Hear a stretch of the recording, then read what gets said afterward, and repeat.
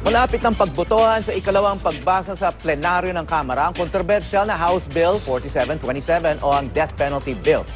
Mula sa orihinal na bersyon ng panukala na may 21 krimeng punishable by death, naging 4 na lang ito sa substitute version. At matapos ang caucus nitong Lunes na pagkasunduan ng House Supermajority na limitahan pa ito sa drug-related offenses na lamang. Sa puntong ito, makakausap po natin dito sa studio si Oriental Mindoro Representative Reynaldo Umali, ang Chair ng House Committee on Justice. Mga kapuso, maaari rin po kayong lumahok sa ating diskusyon. Mag-tweet lamang gamit ang hashtag na AskNTG. Magandang umaga po, Congressman Umali. Ay, magandang umaga, Howie. Magandang umaga sa lahat ng ating mga tagapanood. Okay, tell us how we came up with this latest bill na iisa na lang yung krimeng punishable by death from 21 crimes. No? Ngayon, isa na lang. Tama yan, tama yan. Nung Lunes, nagkaroon kami ng caucus. Nung caucus namin, sana ang pag-uusapan lang ay refinements of yung substitute bill na kung saan ang nilalaman nito ay yung 4 na crimes. No? But then, may mga humingi ng rekonsiderasyon. At ito ay sinasabi nga nila, pag isinama yung rape, bakit hindi isasama yung murder? Bakit hindi isasama yung kidnapping? Lahat naman to mga heinous crimes. So, yung mga nagque-question parang hindi magkaayos, pero lahat naman kami ang consensus, pag drug-related heinous crimes, walang question. So parang yung grupo na nagre-raise ng mga issue ay humingi ng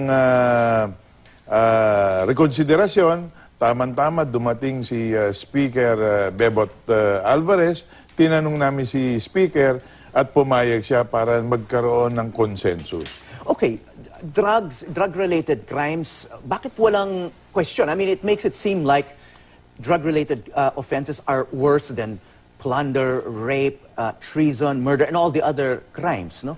Yeah, Howie, if you will recall, dun sa plenary debates namin, lagi kaming hinihinga ng statistics, ano? Na sinasabi namin na yung even the Supreme Court recognized that yung statistics is not necessary. But then, in the 7 or so interpellators who confronted us, lagi kaming nauuwi doon at paulit-ulit na tanong na yun. Ano? Now, nung Lunes, tumayo si Congressman Jess Manalo at sinasabi niya, pag drugs ang pinag-usapan natin, malinaw ito eh. Unang-una, ang daming surrenderies. Ang daming drug cases na malinaw yung dato sa statistics dito. Meron tayong tukhang, meron tayong EJK. So, yung compelling reason to reimpose death penalty on drug-related heinous crimes ay napakalinaw. Okay, ano yung malinaw? Ano yung malinaw doon sa EJK? For example, kasi 7,000 ang pinag-uusapan. There are questions whether any of those people are actually guilty, you know? Because under our laws, people are innocent until proven guilty, and yet they've been killed. So are the lawmakers citing the 7,000 EJKs as a proof that this is such a huge problem in the Philippines?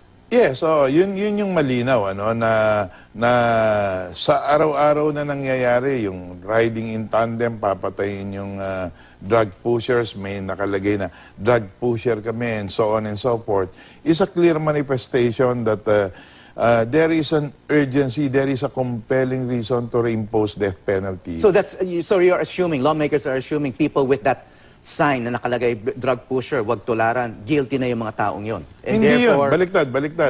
Therefore, indication yun na napakalaki ng problema Ibig nito. ko sabihin, So, but what does it prove though? Pag may napapatay sa... kanya nga, ang sinasabi po natin, people are taking the law into their hands. No? Even law enforcers are getting involved in EJK. To my recollection, in Mindoro, merong pinatay doon. Hindi nga drugs yun, pero yung isang hepe ng pulis at isa pang nakatalukbong yung muka ay ay ginamit yung kanilang posisyon to do extrajudicial killing. So in other words, what we're saying is So that wait, you just said that law enforcers are behind some of the EJ case? Kasi dinideny po ng pulis yun di ba? Na ay may pero dun kinalaman sa Mindoro, So, it's di ba, umamin probinsya sila, niyo yun, pulis po kami. Okay. Kanya yon, sinaside ko lang yon. And so, because of this, it became clearer to us. In fact, we have a provision where if the crime is committed, itong drug-related crime is committed by a law enforcer, na-qualify or na-aggravate yung crime for which the death penalty may be imposed also. And then yung planting of evidence, etc., kasama po yan sa death penalty. So may ibang kategorya po yung mga law enforcers involved with drugs Yes, qualifying circumstance for the imposition. as opposed to non-law enforcers, as opposed to civilians involved That is with. correct, yeah. Oh, so it's worse for if policemen are involved? Ganun ba? Or, Yes, because can you imagine, dapat sila nagpoprotekta sa atin. so and pero yet- iba yung penalty po para sa kanila. Kanya nga, death penalty may be imposed thereon. No? Hindi yung mandatory kasi tinanggal na rin natin ang mandatory. We will leave it to the sound discretion of the judge to impose whether or not to impose So kung death hindi penalty. law enforcer, hindi siya mandatory. Hindi mandatory. Kung law Hindi, enforcer, sorry. mandatory. Walang mandatory.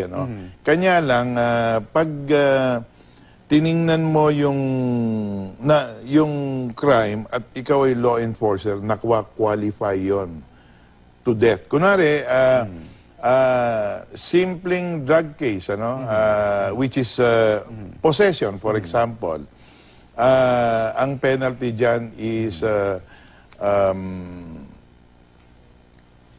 reclusion perpetua. Pero pag yan, Which is a life sentence. which is a life sentence.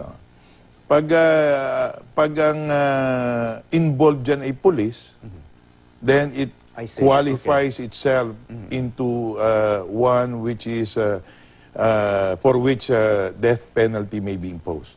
Okay, kung civilian at may possession, Reclusion perpetua. most likely life sentence. Okay, pag sinabi pong possession, whether it's the drugs are possessed by the police or not, how much drugs are we talking about? Kunyari, pang consumption lang. Would that already fall under the death penalty Hindi. provision? Lahat ng possession ay hindi na namin sinama sa death penalty. So if it Walang is specific merong amount. whatever is stated in the law at present, the Comprehensive Dangerous Drugs Act will be the same penalty. Ang binago lang naman natin yung penalty. We are not changing the law. We are just changing the penalty for certain crimes like importation of drugs, manufacture of drugs, selling of drugs, maintenance of them. So etc. previously, kasi walang death penalty, the maximum would be life sentence for possession of That is correct. large amounts. So, And we are also changing the nomenclature, from life sentence, kasi special law, to reclusion perpetua, for which even the mitigating and or aggravating circumstances will now matter. So, kahit na imposable is reclusion perpetua, pag meron ka mga mitigating circumstance, pwedeng bumaba yon sa lower penalties like prison mayor, prison correctional. okay, sinabi nyo na pagdating dun sa drug-related offenses, wala masyadong opposition dun sa House. You mean that there was opposition to the other offenses that were included under another version, a previous version of the bill, yung plunder, treason, and rape, no? So may nagsasabi na yung rape does not deserve the death penalty, yung plunder and treason do not deserve the death penalty, but drug-related offenses deserve the death penalty. Hindi naman. Ang sinasabi lang nila, pag sinama mo yung rape or plunder, dapat isama mo rin ng murder, dapat isama mo rin ng carnapping, dapat isama mo rin ng kidnapping, and so on and so forth.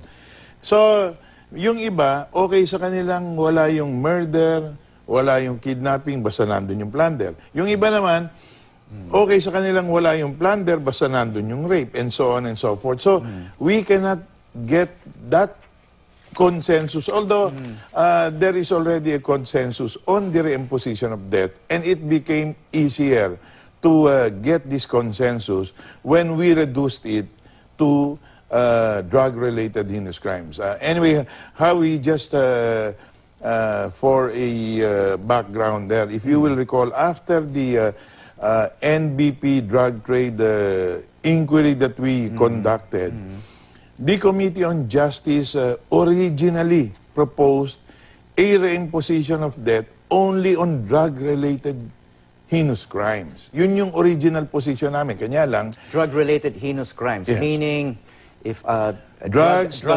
someone crazed on drugs or high on drugs committed a rape or murder? rape, kidnapping, whatever, no?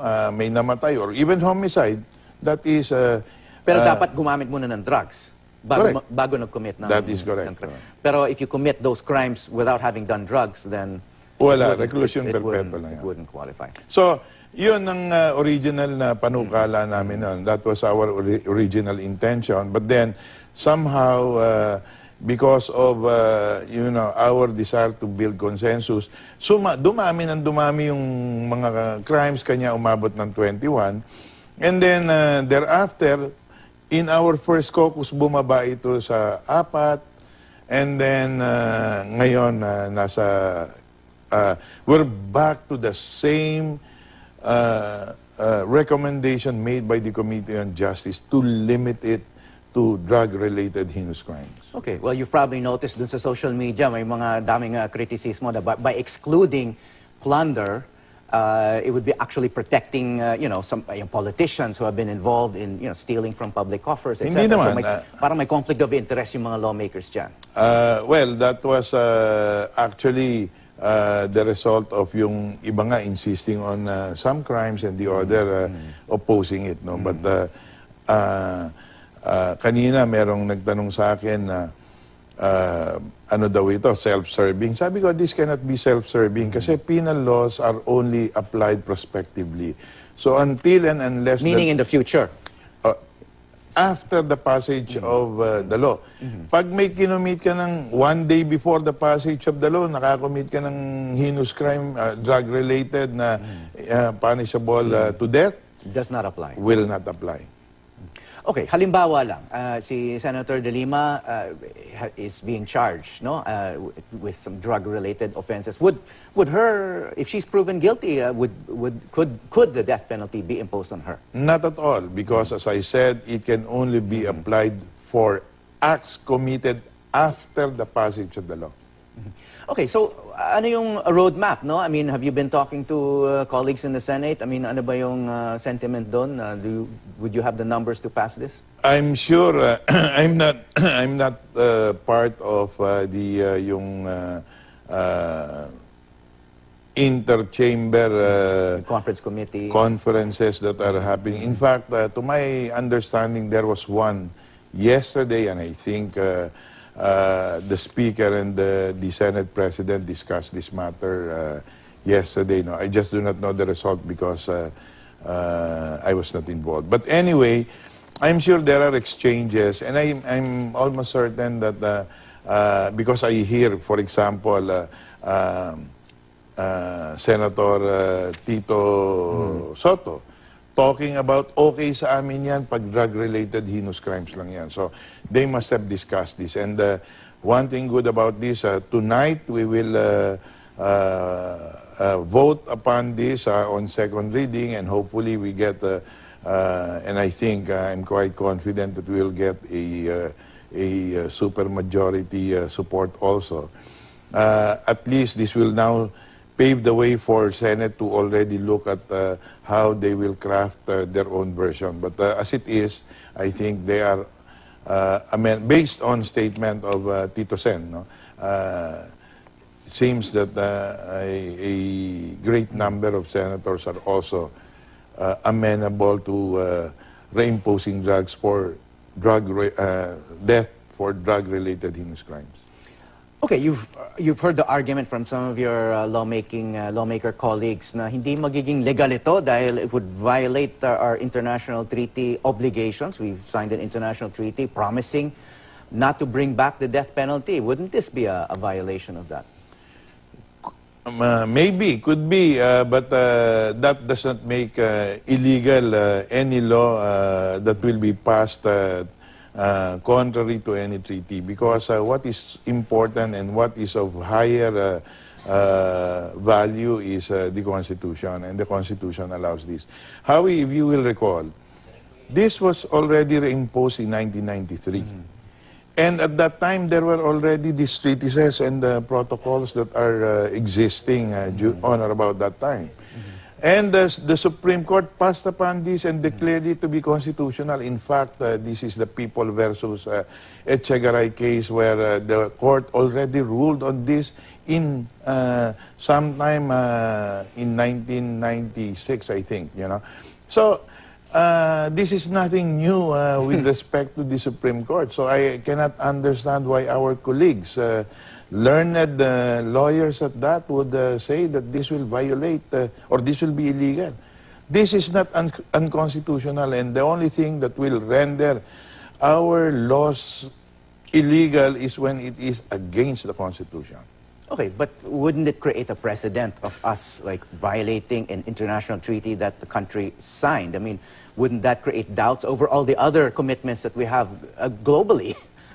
Well, probably yes, but at best there can only be sanctions. And when there are sanctions, I do not know what is, but mind you, Philippines is in the center of the interest of many countries, and our development, our progress is really being looked at by the international community as well. So it is not that easy that because there was some violation on a treaty, which is allowed by the Constitution, they will react negatively to this. In fact, you see China not honoring the decision on the South China Sea, but what had happened? I mean, you know, there may be reactions, I'm sure, but what will be the impact of this, then we will know when we cross the bridge. Well, certainly, at least to China, no? When they do something like that, I mean, their image suffers. I mean, are we concerned also about our image? Because our image has to do, is related to our efforts also to attract investments, to promote tourism. Agree. Basically, create better relations between our OFWs and their home countries. The trend globally is to repeal the death penalty, but here we're bringing it back. So has that been considered by lawmakers, the impact on our global image?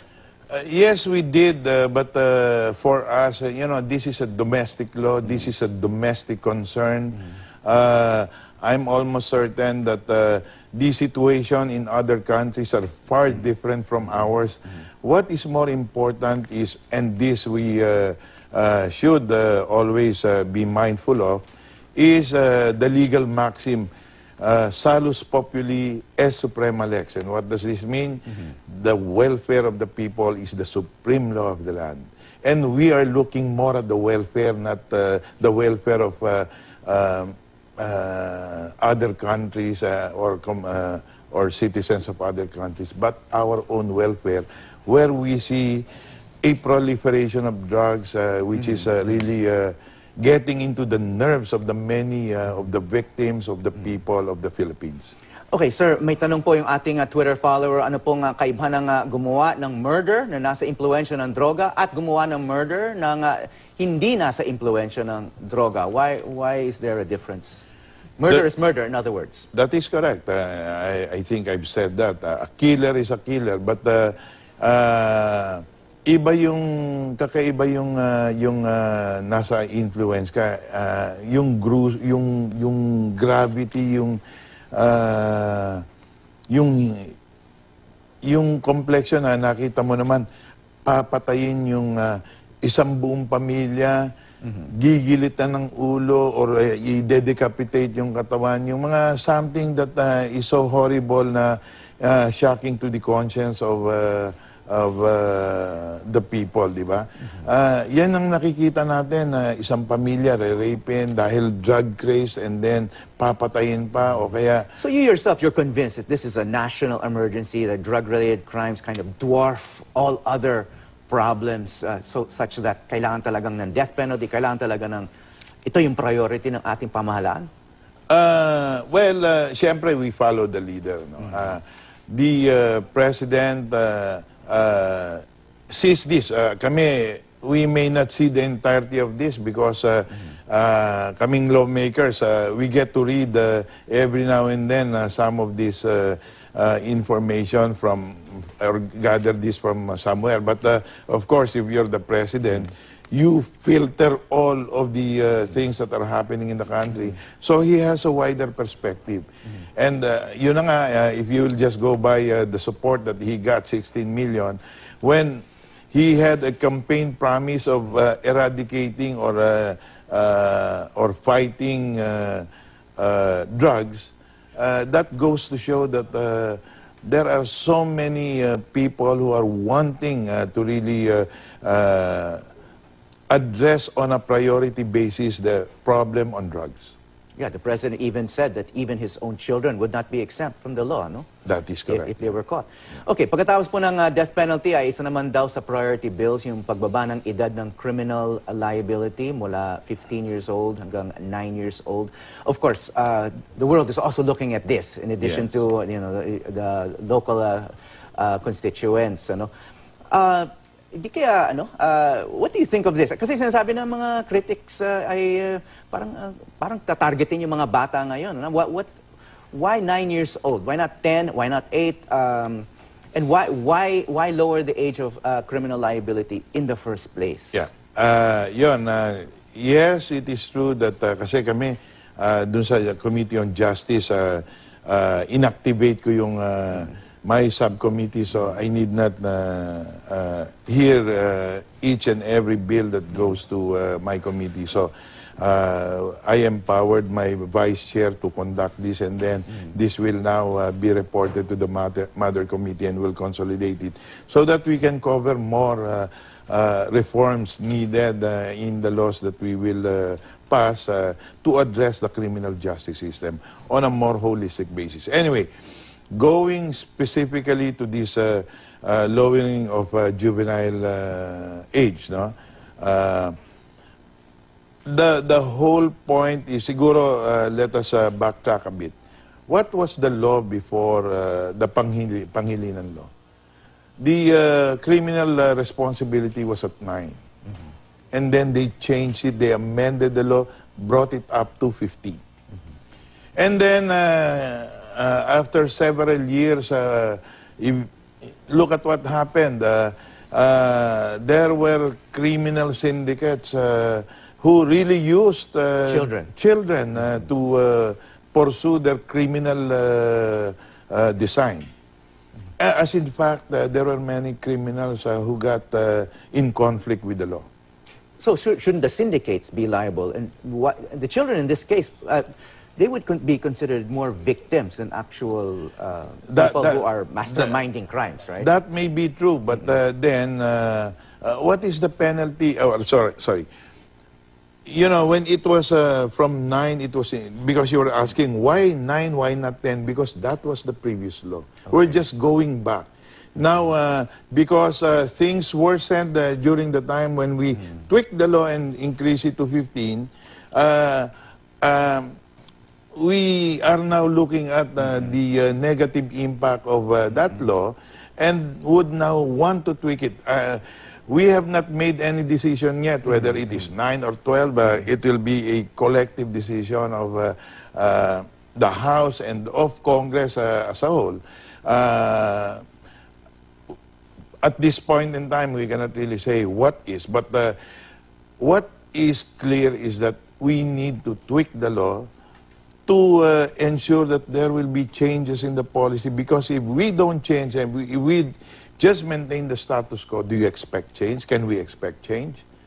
So this is why we're wanting to amend the law, whether to bring it back to 9 or whichever age is something that we will work on. But what we are agreed upon, or what we should agree on, is that we should tweak the law. Okay, pero para mas malinaw, no, yung implication nito is that penalties imposed on adult offenders would be imposed on minors, basically 9 years old and between 9 and I guess 15, They 18, they can so be- they would be mixed with adult offenders in jail. No, that is not the intention. The intention also is to put up reformatory institutions for children.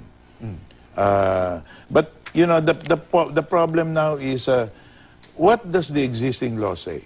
When children get in conflict with the law, you have to give it back to the family, to the parent.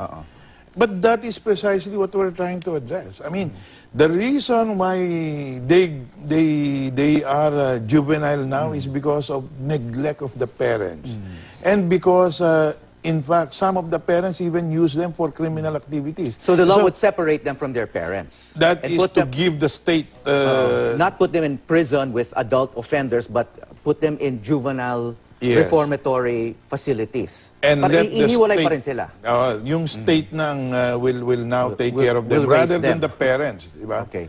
So that we will now be able to address problems including those of the parents.